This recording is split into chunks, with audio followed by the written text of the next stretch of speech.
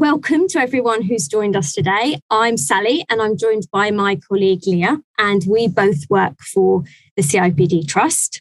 And I'm just going to talk you through sort of how we're going to run this session, and then we'll get started properly. So yes, first of all, I'm just going to talk you through a little bit of context about the CIPD Trust. There's a few slides, don't worry, not too many. We're not going to overwhelm you with presentation this morning. And then I'm going to hand over to Leah, who is going to introduce you to three of our five guests with us today. And she's going to have a conversation with three people professionals. And then she's going to hand it back over to me, and I'm going to talk to two of our partners before we open up to Q&A at the end. So if you want to put your questions in the Q&A, any chat obviously in the chat bar, please do that as we're going along. We are recording today's session, and I think it's already said that. So good, that's all the nice little housekeeping bits out of the way. Okay, so the CIPD Trust. First of all, just to start by saying, we've only just got going. We got set up last year, and essentially we are an amplifier of the CIPD. So our purpose is all around better work and working lives. And so the Trust is really an amplification of that, really looking at our main purpose is really to create inclusive workplaces. And we've got a proposition, which you can see ahead of you, which is also all centered around leveraging the unique skills and talents of the people profession in order to tackle barriers to work and create inclusive workplaces of tomorrow. So starting with the people profession, what we're trying to do is bring more inclusivity, more diversity within that. And we've got things like we've got a bursary program aimed at bringing underrepresented people into the profession. We've also then got a number of mentoring and coaching programs looking at bringing other levels where there's underrepresentation further through so that we can, so that we have a more diverse and representative profession itself. And then moving over to the wider workplace, we also want to try and gain more inclusivity from other groups. So we've got a specific focus on people who face barriers to getting into work. And they are around the ones that we're focusing on, first of all, are older workers. Hate that term, older workers. I'm one myself, but we'll have all heard it and seen it in the media. People probably then in their 50s and 60s looking to get back into work. As well as people with convictions, another group that really have difficulty getting in, and employers have difficulty understanding the value they can get, and also refugees. So those are our three core areas that we want to support. We are also supporting other groups, and we'll be looking to expand programs into, there's loads of people that we could help, but we have to start somewhere. So that's really our focus. A lot of our work is centered around mentoring programs, but not exclusively. We're looking to bring people together to share their practice, share problem statements, and support each other through this mentoring coaching proposition. But you'll see more of how we're going to do that later down the line. But everything is centered around the people profession itself. You are experts at people at work. We know that you can help organizations change their perceptions, policies and practice by doing things differently. And we think that a lot of our work that we can do through convening and connecting people together can help achieve that. Dee, if you can maybe move on to the next slide, please. Just wanted to flag that we spent quite a lot of time working on an impact framework so that everything we do, we measure carefully to check that it is actually going to achieve what we're set out to do. You can run a lot of nice programs and people can enjoy them and they can be positive experiences, but they don't actually change anything. And everything that we're doing, ultimately, we want to see three core outcomes, lead towards those core outcomes. And again, if you can make sure that they can probably come up now, Dee. For individuals, we want to show that people have greater access to and a better experience of work.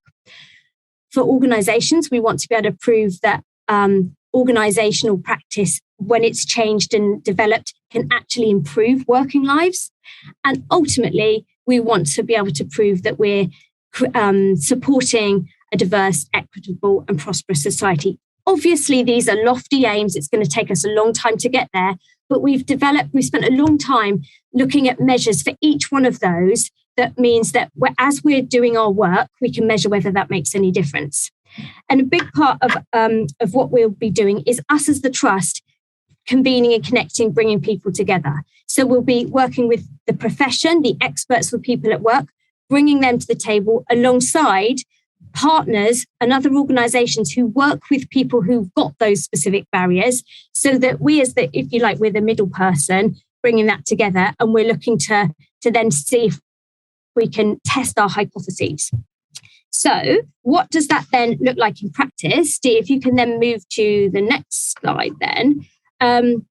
As I said, a key part of what we're doing is around convening and connecting people, bringing partners to the table. We're already working with the communities that we're looking to support. And it's through these collaborations, if you like, that we can make the greatest change. So what we really want to do is create coalitions for change around some of these areas, so that we really, really shift the dial, and that we do have much more inclusive workplaces, and that we do feel that people do feel as if they belong. And so it's all about inclusion and belonging. That's really what our whole thing is for. So our impact framework helps us hold us to account. We're measuring everything that we do, and what we're starting with is very much in pilot phases. We're looking to everything we want to do. We're thinking, well, what could be the scale opportunity here? Because clearly we have that ability. As the CIPD, we're really fortunate to be connected to our 160,000 members, but then also the wider people profession. So we know that there's so much appetite, and the people that I've spoken to, I know Leah's the same, who are from the profession, who've got so much to bring to this. It's really exciting for us in terms of thinking what we could actually achieve in the future. So that's just a little bit of the sort of theory, if you like, behind what we're doing. I'm now going to hand over to Leah so she can introduce some of our guests and find out why they're involved. So Leah, unless I've forgotten anything here in that bit. No? Okay. I think that was a great intro. Thank you. Okay, over to you. I'll be back. Brilliant. Thanks so much, Sally. As Sally said, my name's Leah and I work with Sally within the Trust.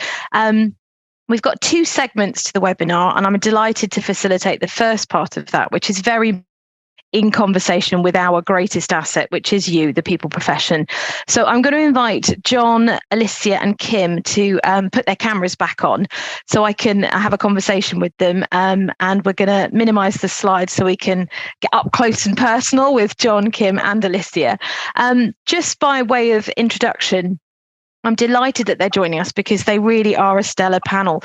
They've all been involved in some way, shape or form in some of our programs to date over the years. And that's really helped us to inform what we can do to engage the people profession as a whole. So Alicia Wilson is Head of People at DRP Group. She is a previous Steps Ahead mentor, and she's also a pioneer because she signed up to be one of our very first mentors supporting our pilot around people with convictions and supporting them to flourish and thrive at work. So welcome, Alicia.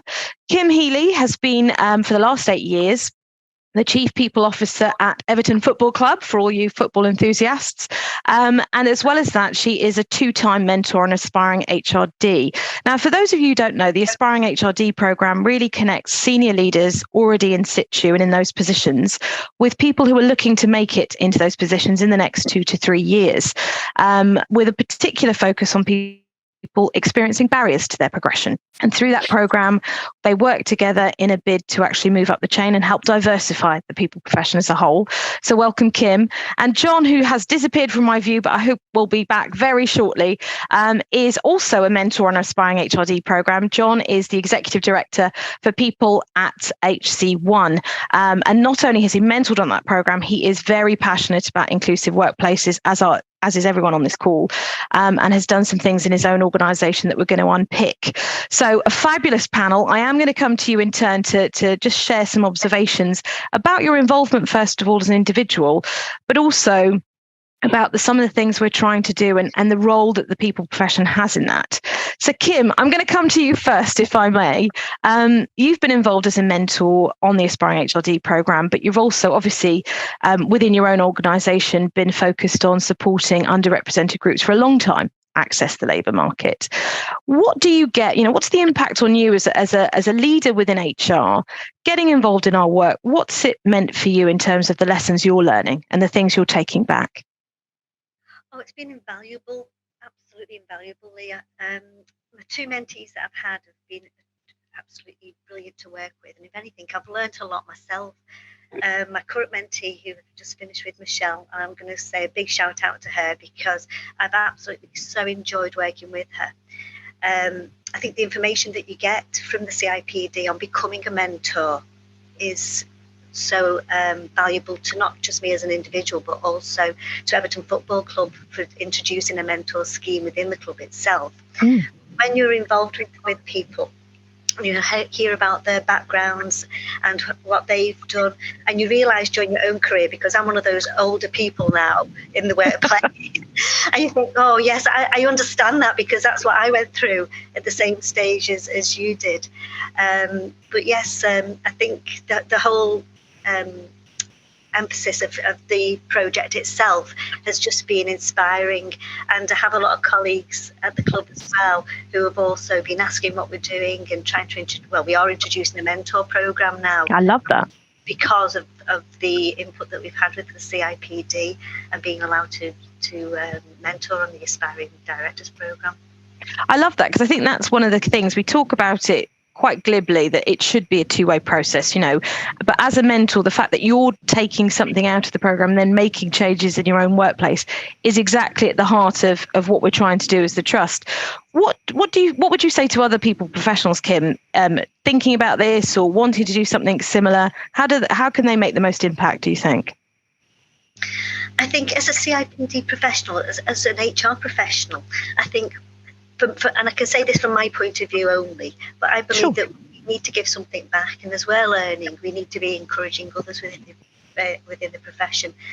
As HR, when I first went into it, was personnel, and it's very much you knock on the door and it was ruled by a fist of iron type of thing, and I think now it's all about giving back and how you treat people within your organisation, because a lot of it to do, in my opinion, with culture. So CIPD is the governing body of our profession, and I think we should support it, and I think the trust is a marvellous way of supporting our own profession, and by doing that we're supporting our own businesses, because times have moved on and people focus and people progression is how we make success of our organisations. Absolutely. Thanks, Kim. We will come back to you in a minute. I'm going to open up the conversation with you, John, and bring you in here, because I think this is something we've talked about for a long time, the fact that doing the right thing doesn't have to be this fluffy left field thing that's over here. It's very much something that's interlinked with the business benefit, the tangible benefits. Kim's touched on that: progression, talent, moving people into the business and onwards and upwards. Tell me a little bit about your viewpoint on that. I'd come always back to basics, actually, Leah, in that it's interesting in that when we think about different sectors, we think about them having different purposes because they're structured differently, but actually they're all deeply connected. Even if you look back the past few years to see how deeply connected we all are. So from my perspective, I think what I'm really keen to learn, actually, and in fact I'm looking forward to hearing Jacob later, is I think organisations tend to come with this stuff through our proposition. Who do we, can we see working in our organisation? What's our proposition around pay and flexibility and all that wonderful stuff? But the bit I think we probably miss is for different groups, and you've referenced 3 groups today, there are very different hurdles that we may not be conscious of. Absolutely. So the bit I'm intrigued about today is how do you bring the two things together? And I thought we kicked off really wonderfully today when we talked about collaboration, because actually I think that's the magic here. Is you'll get different groups come together and then realise from each other's perspective what's getting in the way and what, if you bring it together, can be the magic. Absolutely. And I just think the more and more we connect people together, the more the magic will become obvious. Absolutely. It's really interesting you touched on that, because I think one of the things that we've done through the mentoring program is connect people with enough in common to have the conversation, but enough other and difference to create the magic. And if we can scale that, as Sally was talking about at the beginning, with bigger programs, we're going to do it with some programs, but actually the big change is going to happen. People like you taking those learnings back into their organizations and making change. John, one of the things you said to me recently, which I thought was really interesting, because I'm sure there's lots of people thinking, okay, what's my sphere of influence as an HR professional? It's all well and good if you're an HR director or a head of people, you've got some influence there that you can make change in your organization. But if I'm earlier in my HR career, what are the things I can do? What's the impact I can have? Yeah, it's fascinating, this, isn't it? I think I do have this sort of mindset, and forgive me for this, is that I think you got to start off, first of all, by who you are, right? Mm-hmm. So every one of us, if I'm honest, whether you're in a profession or not, first of all, we're individuals. Yeah. So we can turn up about who we are and what we see and what we believe. And I think the only thing that needs is courage, right? Because you go into a big organization and you have all these people, layers of managers everywhere, and senior people, and you can be a bit terrified of it. But what we can all do at the first point is be who we are and find the courage of the voice to say what we believe and say and share what we see. That's one individual level. The second level for me is look at the practices in your business. Businesses are designed, most of them are designed for stability. So there'll be stuff that goes on inside your business, because they go inside ours as well, where if you look at them, you go, that's not really serving us very well, given the things we're trying to do, the agility we're trying to introduce, the people we're trying to embrace and involve. So look at the things you're doing. They're probably unintentional, but they're getting in the way. And then the third one for me is stepping back from the practicalities of it and getting deep into the organization. And I do feel privileged here, Leah, in that I am fortunate, because I do hold a senior position. I'm very conscious of my positional authority, but actually it's about the culture and behavior. So right back into who are we as an organization? How do we turn up? Who do we want to be? How do we want to be? And how should you assess us in terms of what we're achieving in both the community and inside our organization? So at three very simple levels: the personal, what I can do in terms of my day-to-day job and what I can see and find, but then wrapped up in culture and leadership. And by the way, if that third thing doesn't exist, or it's working against the first two, honestly, I'd say find a way home somewhere else. Brilliant. Some great things. What I loved about that is also that you don't have to have the answers to that part. What we're trying to do at the Trust is uncover some of the barriers. So even if your impact as an individual is to highlight what those issues are, that's a really valuable place to start and a great conversation. Thank you, John. I'm going to open up the conversation with Alicia, if I may. Now, Alicia, as I said, you're one of our pioneers. So you've been involved in Steps Ahead mentoring before. So you've been a mentor with one of our programs and supported people looking for work. But Alicia is going to be a mentor on our new pilot around supporting people with convictions. I'm really interested to get your view on, Alicia, on why you wanted to do that and what you hope to get out of that experience. I think the biggest thing for me is just having the opportunity to share my knowledge as a HR professional and support outside of the workplace. Very often I find myself, I'm not sure about anybody else, thinking there's more that I can give, there's more that I can do. And this has really ticked a box for me. So starting off with Steps Ahead, I think, was definitely the right route. And then getting involved with this pilot has definitely opened my eyes to people who actually do experience those barriers. And all of us have experienced barriers at some time in our life or in our career. But we've been fortunate enough to be able to overcome that, or either have access to the support to get through it. So I think just as HR professionals, I think we have a set of skills and knowledge that we can really expand to individuals and give them access to us as a network to provide them and support them in that growth and that journey. We coach and we mentor every day, don't we, day in and day out, to support our employees and our managers. So extending this to the wider community can have a huge impact. I love that. I loved what you said earlier on again about that, Alicia, was almost that is the idea of being curious. You wanted to find out more and understand how you can make a difference to someone. So again, it's not necessarily coming from a position of, oh, I know all this, but what you can bring. And I think this is the role of the Trust here as the convener and connector, is we can bring all that, as you said, that coaching, that mentoring, that curiosity, that courage from the HR profession, and connect it with partners who have access to people with barriers, because we've all been there, some are more pronounced than others, and a way to try and overcome those and overturn those and then take those learnings back to make significant change. What do you think, in your opinion, Alicia, what do you think prevents more people from doing this, or sort of prevents them from getting involved?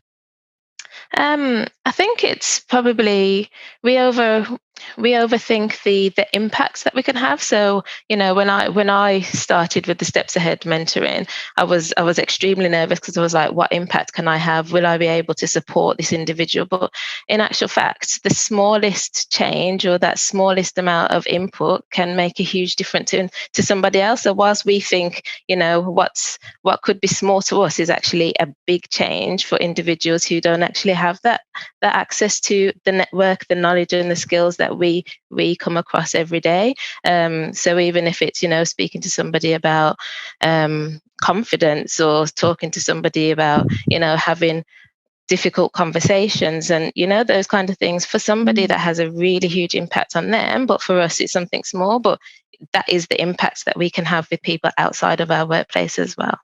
Absolutely. And a question to you all, really, because I'm going to round up this segment of the conversation in a moment before we hand back to our expert partners. But, you know, the trust as a vehicle, what can we do? What would you want to see from us? I mean, Kim, you put it really well. The CIPD is the governing body, and the trust is the perfect vehicle to do this. We see ourselves as in this role as convener connector. Are we in the right space? Are there other things we can do to support you as professionals and your organisations to do more, get more involved, and take more lessons back with you? I'll open that to all three of you, whoever wants to jump in first. I'm seeing lots of hands reach for the unmute button, so that's a good sign. Leah, I can have a go. Go for it. I think it is creating these networks. Yeah. Because, you know, frankly, everyone's going to be really busy. Make it really simple. Lower the barriers. You know, big institutions, CIPD included, could be a little scary for some people. So how do you make the connections really, really simple? I think today, by the way, is a great example of that. Is just putting people in touch, allowing collaboration to start, lowering the barriers. I remember when I was going to say a kid. I actually mean, you know, teenager, maybe in my early 20s. I would have been terrified at reaching out to formal structures, formal organizations. I just didn't have the confidence then. So I think anything that we can do that can lower those barriers and make it simple for people to connect, I think will make a huge difference. Brilliant. I love that. Kim, would you add to anything that John said there? Yeah, I totally agree with John. I mean, when I first joined the CIPD many, many years ago, to think I'd be doing this today would be absolutely overwhelming. But, you know, there's so much that the trust can do. And I think very much practical tips, because we're all in different organisations with different workloads. Some of us have huge teams, some of us are in standalone roles, some of us have small teams. And it's how do we get involved, you know, with the projects that the trust want to do. You know, can you influence at this stage in your career? Can you support it financially? You know, colleagues who may not want to be involved in it, and it's how you can actually practically get your organisation to look at it in a different way. It's winning hearts and minds, Leah. Absolutely. But for me, I'd be going to my commercial team, my marketing team, my finance team, to say, well, actually, how can we influence your future partners, your future investors, future media output that actually says we're a caring company. You know, we have our values and we live our values and we're giving back to society. So I think lots more practical hands-on experience and tips. I love that. Love that. Alicia, anything to add? Anything you think we should be doing to support that conversation? I would say that it is pretty much covered, like John and Kim say. It is about that network, and it's about really just giving a great insight into the support that is around. I mean, the material that's available and the support from the CIPD is absolutely fantastic, and not just for yourself, but also to support the mentees as well. So, you know, it kind of settles that anxiousness, and, you know, it does actually build that confidence to be able to have those conversations. So, yeah, it is really just providing that network. I love that. Thank you all very much, because what was coming out loud and clear then is that we need to make it as easy as possible to engage, simple hints and tips, and the power of the network, which is, I mean, I didn't prep you to say that, but that's absolutely brilliant as the segue into our next segment. So thank you. I'm going to allow Kim, Alicia and John a little bit of respite off camera for a few moments for the next segment, and then we'll invite them back for the Q&A at the end. But this webinar is really, in practice, what the Trust is all about, because we've heard from the profession about what they want to do, their appetite for change and how we can do that. And now we're going to have a segment where Sally's going to talk to our expert partners who are in the business of making it as easy as possible to engage, and are going to tell us a little bit more about the barriers that some of those people that we're trying to help are facing. So Sally, I'll hand back over to you. Thanks, Leah. I think there were so many good points and interesting points. I wrote loads of notes down and then thought, well, I've got to focus, otherwise I'll end up commenting on everything. But one of the things that I heard was that lots of the individual groups have specific barriers they're facing. There's not just one size fits all. And it's really important that we work with, that's that convener connector piece. We work with organisations, and there's many of them who are already working with groups of people who face those specific barriers, and that's where we won't be going directly as the Trust to the end individual, if you like. We'll be definitely making sure that we work with partners who already understand a lot more, because there's complexity in all of this. It's not just a simple thing. So Jacob and Lauren, if you could turn your cameras on now, that would be great. It's like a big reveal, isn't it? Where are they? Here they are. Woohoo! Thank you. So Jacob, Lauren, in fact, I'm going to hand over to you to introduce yourselves. But just before I do, we work with partners, as we've already said, in a way in terms of helping to either fund our work or who've got shared objectives. So what can we do together collectively? The more that like-minded organisations and individuals work together, the more we can achieve together. And then obviously we work with people, as I just outlined before, who work specifically with those target groups we're talking about. So that's really, Lauren and Jacob represent those two types of organisations. Jacob, if I can start with you, do you want to give a little bit of context about you, your organisation, and how we're working together? Absolutely, Sally. Thank you so much. Well, obviously, Offploy is partnering with the CIPD because it's an amazing opportunity for us as an organisation that supports people with criminal convictions back into work. If we can influence and support and be part of the conversation with HR professionals, we believe that's one of the strongest points and strongest areas to influence wider society to accepting people with criminal convictions, recognising the value, offering them those opportunities. And with the CIPD Trust, we are running a mentoring program, which is incredible, where a cohort of not just our candidates, but also our colleagues who have got lived experience of the criminal justice system are going to be mentored by CIPD members or professionals in the HR sector to really help elevate our individuals who are often just boxed off as they're people with criminal convictions. So they must have a whole list of needs that we possibly can't yet understand as the HR profession.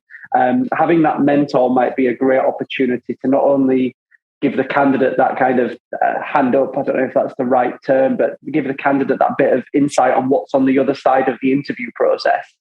But it'll also hopefully support the mentors to recognise that when we talk about people with criminal convictions, we're talking about, only 8% of people get sentenced to prison every year, 92% get community sentences. When we talk about people with convictions, we talk about everyone from driving-related offences right through to some of those headline offences we see. And Sally, in wrapping up, I'd just like to say, I'm really grateful for this opportunity. Having spent 9.5 months in prison myself, starting Offploy to convince and encourage employers, CIPD Trust is now giving me and our organisation the opportunity to really change the narrative on what people think about when they think about people with criminal convictions. Excellent. Thanks for that intro, Jacob, and also for expanding on what we're doing. Lauren, what about you? If you can introduce yourself a bit and say about how we've come to work together. Yes, thank you, Sally. Great to be here, everybody.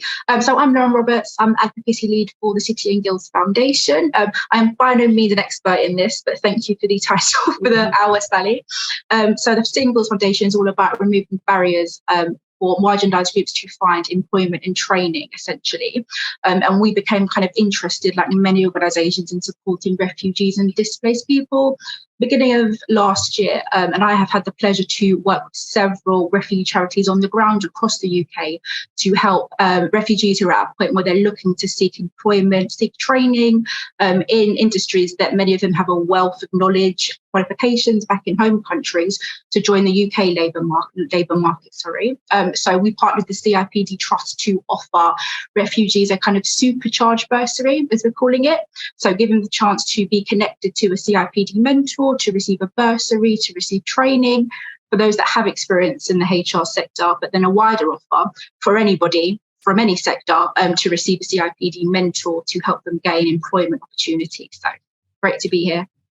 Thanks, Lauren. And I think that's what with both of these pilot programs that we're doing, what we're hoping is, our hypothesis is that somebody who is an expert and cares deeply about people from the HR profession is going to be almost that perfect person to work with somebody who is experiencing particular hurdles, barriers to getting in or getting on. And Jacob said that earlier, it's not just about getting people into a job. What we find is that people get in and then they fall out really quickly because they don't understand how to navigate the workplace. And most of us have all been sort of, it's just in our subconscious because that's what we've always known. But if you haven't known that, it can be really easy to be frightened of it, to think this isn't for me, and on both sides as well, from both the employer side, because the processes and policies and way in which organisations are set up, and I think it was John who alluded to it earlier, they're set up, you didn't say set up for safety, but you said something which made sense that I thought would link in at this point, which I've now forgotten. Helpful, sorry about that. It is that feeling of, if we get you are the best people, the HR profession, to be able to support and help people into the workplace, but also you can also change your policies and practice for the whole organisation. Imagine that. That is such an exciting opportunity, because it's not just helping one individual at a time, it's actually being able then to have that ability to change whole organisations' attitudes and ways in which you recruit, train on board. So anyway, just opening out the conversation a bit more, Jacob, again, John talked about things that were getting in it. What's getting in the way? What do you think is getting in the way for employers, but also for people on the other side, in your experience? And what is it that we need, these barriers that we need to break down? What do you see? Well, the thing I always share, and Sally, we were on a stage just a couple of weeks ago, and one of the things I really wanted to put forward was, you shouldn't be doing this because it looks good or you feel sorry for our cohort or whatever else. There's 1.1 million vacancies as of March 23 in the United Kingdom. There's about 12 million people with criminal convictions, and obviously many are employed or not. Some are not looking for work, for example. But it means we can go a really good way towards filling that talent gap. So we encourage employers that they should be doing this because it's primarily good for business. And then after that, you can then start to become the best in it. Employers are already recruiting people with criminal convictions. The ones who are getting access to the best talent are the ones who have got the better the fairer processes in place. It's not just for people with convictions. We're talking about any socially excluded group here. So for us, the thing we say to employers is, you're probably already doing it. You might as well do it well. So for HR professionals, we encourage you to question the question: do we need to be asking about criminal convictions for the majority of our roles? Does it matter to our organisation? And if we do, are we asking the right questions? And so we encourage HR professionals to get started, give it a go if you're not already, which you probably are. Question whether you need to ask the question, and if you do need to ask the question, to make sure you're asking the right questions at the right time. It's not important for you to know the far end of everyone's dilemmas and backgrounds for someone's role. You'll know more about the people with the convictions in that case than you will about those without, if you don't balance it. For the people with the convictions, the barriers they're facing, it is exhausting talking about your offence over and over and over again, not knowing what's going on behind that curtain once you disclose that offence. I don't know who's got that information, how long you're going to keep it for. If I do get the job, who's going to be told? So we're encouraging employers to support the people with convictions and encourage people with convictions to apply for your roles by being a bit more transparent in how you're going to use that data. as you do with your equality monitoring forms. With our equality monitoring forms, we are so garish and loud saying, we promise this will not affect your interview procedure. This does not influence decisions. This will be stored separately from your HR record. We do all of this for equality monitoring. But when we ask you about the worst moment in your life, there is no guarantees or no understanding. So for us, for people with convictions, it can be terrifying disclosing. So wrapping up, sorry, I realised, Sally, you said I talk too much sometimes. No, you don't talk too much, no. She had a word with me off the call. In summary, it would be, HR managers, please don't get tangled up in what's right and what's wrong, but give it a go, ask the right questions to support the people with the convictions on the other side who want to work for you. They just want to know what you're going to do with the data, to know whether they want to disclose their offence to you or not when asked. I think that's a really good point as well that you pulled out about the business case, because I think we've obviously talked a lot about, the opportunity to support people, but it's a two-way thing. This is about business benefit as much as it is about supporting people. So your business is going to be better if it's more inclusive, if it has a more diverse spread. We know that there's evidence that speaks to that. There are groups of people that can't get into work or can't get on within it. We know that can also be changed, and then your business can be stronger because of it. You might have to do things a bit differently, and it might take a bit of work. And, that's what we're trying to uncover, but you've got to go through those pain points to get to the benefit. But that's true of everything, isn't it? So, I wanted to just pull that bit out because that's really important for us as well as the trust, that this is about how you benefit business, not just how you benefit individuals. So anyway, sorry, Lauren, coming to you. What sort of barriers do you find that through the other organisations that you work with, because I know you do very similar to work to us, working with a lot of organisations, your whole purpose is around supporting people getting into a job and on within that job and breaking down the barriers. What do you see? I think it's quite similar, Sally. So it's quite stark, really, and just the whole idea around supporting kind of marginalised groups being a bit of a CSR activity. It's the nice thing to do, rather than the feeling of valued, kind of being valued amongst kind of the refugee population. We know that 65% of refugees in the UK were in education and employment in their home country before coming to the UK. But this whole idea around supporting them is a nice thing to do rather than the immense knowledge, talent, experience, qualifications many of them hold. Something around the law has also comes up quite a bit. So refugees themselves not quite being clear on or not quite understanding, because they've been communicated to them, what they can expect from employers, what kind of contracts they're able to take part in. The other side from employers, we hear a lot around what are the legalities of employing a refugee? Is it the same as employing any other member of staff? The difference between an asylum seeker and a refugee? All those kind of questions. And then lastly, I think it's just something around recruitment processes, really. So, complicated processes, jargon. We've had many instances where, talking through a role profile, we've spoken to those from refugee backgrounds who have all the experience, but the way it's worded, it's just not clear what the employee's actually looking for. So they see that as a role that's not applicable to them when they've probably done something very similar in the past. And also qualifications, last one, but just around for many individuals who do actually have transcripts and do have access to the qualifications they have, that's great, but how do they actually equate to UK qualifications? And for many refugees, they don't have transcripts. They don't have any proof of those qualifications. So thinking about, do all industries actually need qualifications, or is it just a nice to have? And it being a nice to have can actually restrict who you're attracting, I guess. I think that's a really good point as well about the whole sort of plain language thing, because even the word role profile, if you're not familiar with it, we've all heard it, so it's just, you know what it is. But anytime there's something new jargony, if you're new into it, what it's like. If you change sector, then you're like, what on earth does that mean? Maybe when I worked in social housing, it took me ages to understand what they were talking about. An example, Sally, of an organisation who put on a workshop for refugees and displaced people to talk them through the application form. Rather than just simplifying it, they had a whole workshop to talk people through, what do we mean by this? They just simplified it, the time and the money and the investment saved, because people wouldn't need so much digital support to kind of get through the gate.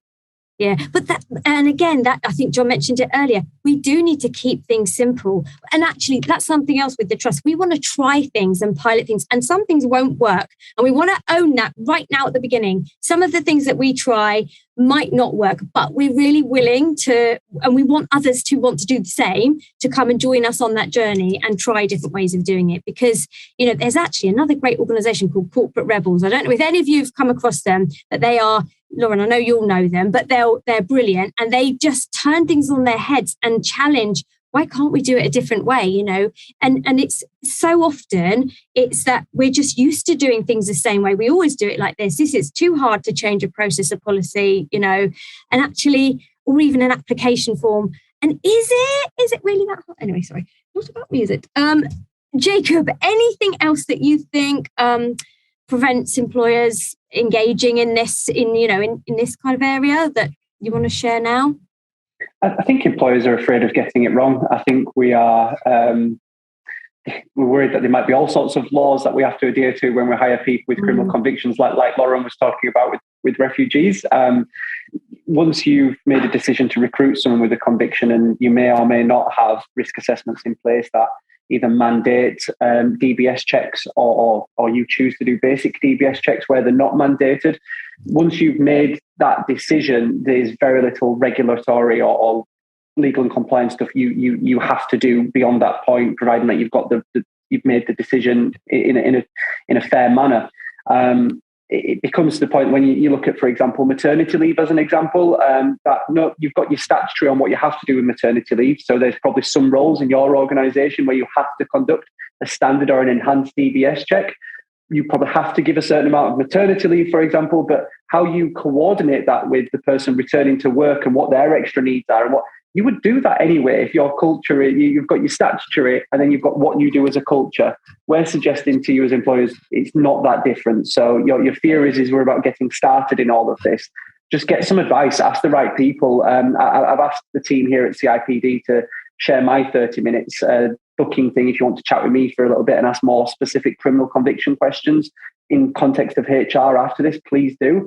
But we just encourage people to give it a go and get some advice. We know it's intimidating. We know it can be daunting, but we're talking about 12 million people in the UK, 1 in 3 adult males between the ages of 18 and 52.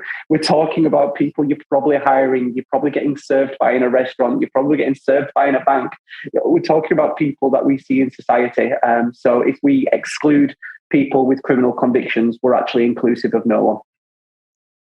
Yeah, great way to sum that up. Thanks, Jacob. Lauren, anything final from you on this that you wanted to add in? I think just kind of how Jacob left it. It's not about being the experts, essentially. Go out and speak to people that are experts, especially kind of in the refugee and displaced people space. There are so many charities on the ground, organisations doing amazing work who are desperate for support, who will talk you through legalities, who talk you through making your workplace accommodating and inclusive. So if you're interested, just be curious and kind of make connections with local charities on the ground who can offer the support to kind of get you started on the journey. Thanks, Lauren. Yeah, if you're interested, be curious. That's a great thing to leave that on, I think. So thanks very much, guys. That was brilliant. If I can now ask Leah to come back on. Where are you? And our other guests, we are going to go to questions, I believe. So Leah, I'll hand back to you. Absolutely. So if I can invite Lauren, Jacob, John, Kim and Alicia to be front and centre. We've had lots of questions peppering our Q&A box. So thank you very much to the audience. They're neatly split into sort of questions about the HR profession and questions about the support. So I'm going to kick off with one about the HR, which we've sort of touched on. Somebody's asked about what can I do if I'm a junior HR professional to support the trust? And I know that Sally's going to round up with some key asks for the profession. So there'll be some practical things in there to answer that question. But it ties in with another question, which I'm going to open up to Alicia, John and Kim. There's a question around influencing. If you're working in a big or small HR team and you are passionate about this stuff, you want to do some work in this area, what's the best way to influence the rest of your people team? We talked about winning hearts and minds. How do you do it? I think people want some practical tips. Willing to share? I'm happy to start, Leah, if that's okay. It. Sure. As I was preparing for today, actually, or thinking about it, I came across a quote which was a favourite of mine. I couldn't remember exactly where it was, but let me share it anyway, because it's in this space. Never doubt that a small group of thoughtful, committed citizens can change the world. Indeed, it's the only thing that ever has. And it's the same applies in organizations. So I think my response to your question is if you believe in it, show up and let others, because you'll find other people in your organization share your opinion, or actually may not. But if you engage in them in the conversation and you've got the courage to do that, I think that's where change comes from.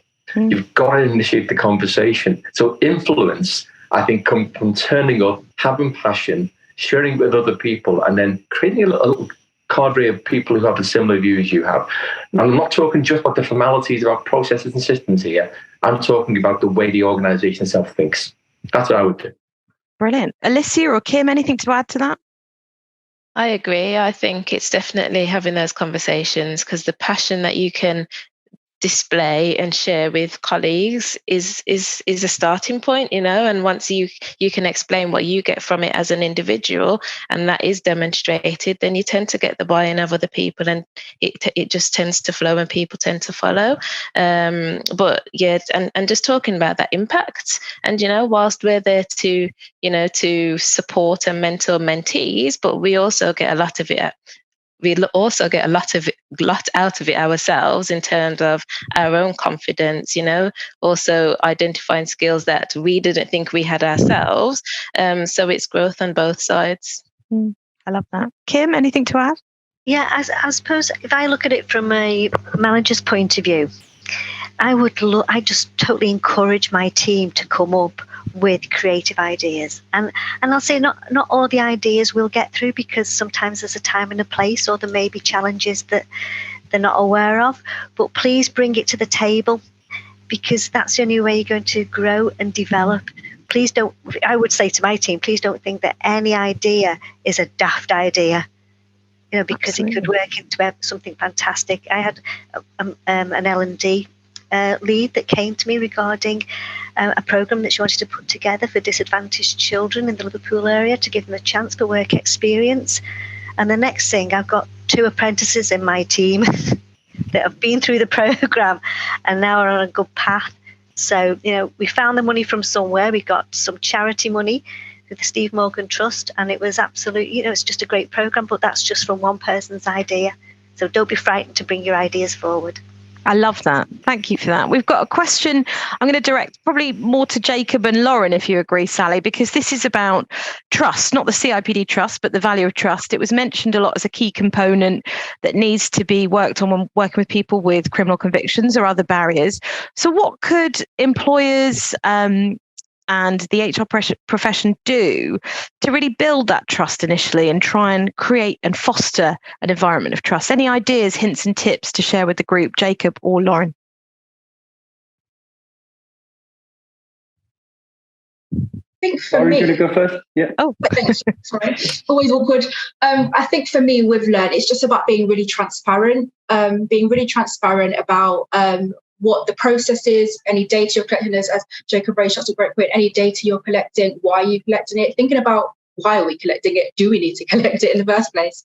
So just being really transparent about the processes and just doing what you say you're going to do. I think it's a really big one. I think especially for the refugee and displaced people population. I certainly didn't appreciate just the legalities they had to go through, the appointments, the form filling, the bureaucracy they had to go through. So I think for the most part, we're just another agency they're dealing with. So how do we make sure that they're able to understand this is what we're going to do, and we actually do what we're going to say we're going to do, and then we measure the impact of what we've done, and just work with them to actually curate a process that works, take on their feedback, make adjustments where you can, keep improving. Love that. Anything to add, Jacob? Absolutely. So how do we build that trust? First of all, show that there's value to you in doing this as the organisation, that it's not all about we're doing something good for you, the individuals who we pity so much. And I know it's not the case, by the way. I'm saying that's a little chip that can be on our shoulders from time to time, thinking everything's been done for us when it might not be the case. So one way, for example, showing value is consider doing social impact reporting. I don't know if any of our audience wants to ping in the chat if they are one of these organisations, but if you are funded by the government, you might have to tender for bids, or if they're funded for it, And this beautiful thing called the Social Value Act has now started to weight your bids based on what social value you're creating. Under the government's recognised framework called the TOMS framework, if you employ someone with a conviction for 6 months, you save society around £23,119. So when you're employing 10, 20, 30, 40, 50 people, you can say on your job adverts now, we actively employ people with convictions. We've generated this much social value in doing that. It's made a difference to our business. You should be actively encouraging your job adverts. We recognise the value people with criminal convictions can bring to society. We actively encourage them to apply for our roles. We should be talking about when they are going to be asked the question. Lauren, you said this about transparency. When are we going to be asked, and what are you going to do with that data? So I think there are a few ways that you can build trust to show that it's not, it's there to bring value to the business and what you're going to do with their data. Brilliant. Yeah, do you mind if I build on Lauren and Jacob's point? I think the other thing I'd add to what we've just said is two things. One is the connection. So I'd love to speak to Lauren and Jacob after this, actually, just to really make that connection with us, because I think there's something I could learn from what they're doing. But also, I think the education bit, because I think what I'm hearing and what I was expected to learn today, and I am learning, is there are some things which we don't yet understand. Right, and I don't mean about the law. I mean about people's experiences, lived experience, and what's getting in the way. So we're doing a piece of work which is actually effectively redesigning our front end of our new colleague experience, and we're testing every aspect of that experience.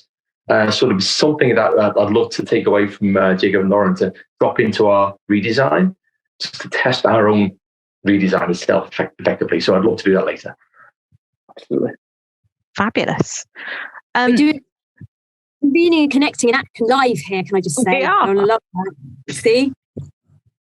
Absolutely. I'm conscious of time. So, Sally, if we've got time for one more, I guess one to everyone on this panel, but perhaps more pursuant to the HR and people professionals, is what's the most surprising thing you've learned from getting involved in this space? I like this question because I think it might throw up some left field answers. So whoever wants to dive in first and tell us what's the most surprising. Maybe Kim, do you want to kick off with that one? Oh, that's the most surprising thing I've learned. Do you know what? That we're all human. If anything, I used to have concerns about bit of imposter syndrome and what we were all doing, and someone's doing something better than me, or God, I didn't know that, and one thing and another. And do you know what? We're probably all in the same space sometimes, and I think just sharing and being yourself and understanding and helping and supporting, I think that's the biggest surprise to me. I've not come across any hierarchy. It's just like there's a common goal and everyone wants to do the best for people. And that's the nicest thing that I've come across. I love that. Surprising and nice. Absolutely. Alicia, anything from you? What's been the most surprising thing you've learned? I think for me then it's how far we can really utilize what we know. As I said before, I think we underestimate, and I think if people in general underestimate their talents, their skills, and there's so many people out there that will take so much from what we know, and vice versa, So I think that is the surprising thing. We just do what we do as a habit because that's just routine, isn't it? But there's actually much more. There's much more to that, and it can really make a difference to others. So I think that is the surprising thing to me. Absolutely. I love that. John, anything to add? Probably my one would be, actually maybe connects to the mentoring with Whoosh, is we've all got limiting beliefs, right? We all got things that we may not understand that they're there, but they are. The things that limit our possibilities are there for every one of us. And actually part of the mentoring, you got reverse mentoring at the same time. So you're always testing your own limits as to what's holding me back. And there might be people on this call who are thinking, if you're very experienced and senior and older, you don't have any of these doubts. Of course you do. I'm still learning today at my age, and I expect to learn until the day I pop my plugs, right? But I think the power of those limiting beliefs is try and surface them, because they're there for everybody. And that mentoring and reverse mentoring has been fabulous for that. Brilliant. Thank you. I'm conscious of time, Sally, so I'm going to hand back to you to do a wrap. We could talk forever because there's so much to cover. I know. I wanted to go around that question to everyone, but we haven't got time, actually. We haven't got time. So, Dee, if you could just put the next slide up, just because I know it's about how you can get involved with us. So if you have, if you are interested in anything you've heard today, there's different ways in which you can get involved in the trust. You could sign up as a mentor on one of our programs, one of our existing or our new programs, and support somebody and learn at the same time. You can share what you're doing. You might be doing something along the lines of what we talked about, or something completely different in your organisation. We'd love to hear about your practice. And as the CIPD Trust, we've got the platform to be able to share that practice with others. So please do get in touch with us, even if it's just to do that. And also, if you've got a problem, if there's a problem that you're like, in any of the contexts that we've talked about, where you're like, well, this is all very well, but what about this? Get in touch and share that, and maybe we could bring a roundtable together to explore that problem, because that's going to feature in our work as well. I'm sure that my colleagues will have shared our email address on the chat, but there's our website. There's a form on the website that's new as well, and it's easy to use and it's great. So please do have a look at it. And lastly, if you just want a conversation with us, just get in touch. We're happy to talk. We want to talk to anybody who's interested. So please do get in touch with us. We're just going to have a quick poll now. I'm so petrified about Zoom cutting us off. So if you can do the poll thing, Dee, thank you. I think we've got 3 questions, which if it will literally take you 10 seconds to fill it in, please just fill that in now on your screen. And then thank you very much, because we're very grateful for you coming along and answering that. Does that take itself down? Sorry, I should have asked this before, Dee. Does it just vanish? Or no worries. In about 30 seconds, I'm going to take it down. Oh, right. Okay. I'm just conscious of the clock, the Zoom clock that might kick us out. So just while that is happening, I'll just finish by saying thank you so much to our speakers for coming and sharing your experiences from the profession and our wider partners. But mainly as well, thank you to you for coming to the event. Thank you for giving up your, lunch hour. Who has a lunch hour? But thank you. Thank you for sharing this, with us and spending time and finding out about it. And, we really look forward to hearing from you. Thank you.